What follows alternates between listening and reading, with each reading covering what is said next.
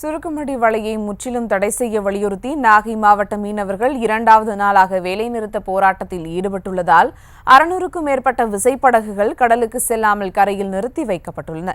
கூடுதல் விவரங்களோடு இணைகிறார் செய்தியாளர் லெனின். வணக்கம் லெனின், இந்த போராட்டம் குறித்தான முழு விவரங்கள். சுபா, தமிழகத்தில் சுருக்குமடி வலையை பயன்படுத்தி மீனவர்கள் மீன்பிடிக்க கூடாது என தடை விதிக்கப்பட்டுள்ளது. இந்த நிலையில் மீனவர்களிடையே சுருக்குமடி வலைக்கு ஆதரவும் எதிர்ப்பும் நீண்ட நாட்களாக இருந்து வருகிறது. சுருக்குமடி வலை போட்டு மீன்பிடித்தால் சிறிய படகு மீனவர்கள் பாதிக்கப்படுவதாகவும் மீன் வளம் அதிக அளவில் பாதிக்கப்படுவதால் சுருக்குமடி வலை நிரந்தரமாக தடை செய்ய வலியுறுத்தி நாகை, காரைக்கால் மாவட்டத்தில் உள்ள மீனவ கிராமங்களைச் சேர்ந்த மீனவர்கள் தொழில் மறியலில் ஈடுபட்டு வருகின்றனர்.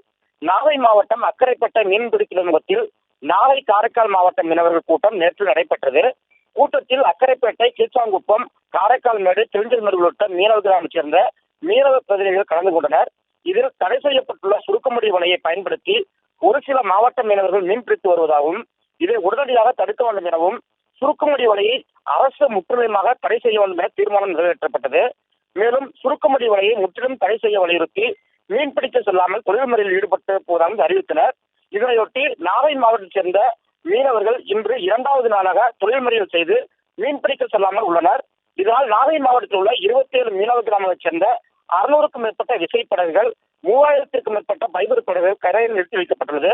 மேலும் சுருக்குமடி வலையை தடை செய்ய அரசு உரிய நடவடிக்கை எடுக்காத பட்சத்தில் நாளை நாகை, காரைக்கால், மயிலாடுதுறை ஆகிய 3 மாவட்ட மீனவர்கள் ஒன்று கூடி தொழில் முறையில் ஈடுபடுவதாகவும் மீனவர்கள் தெரிவித்துள்ளனர்.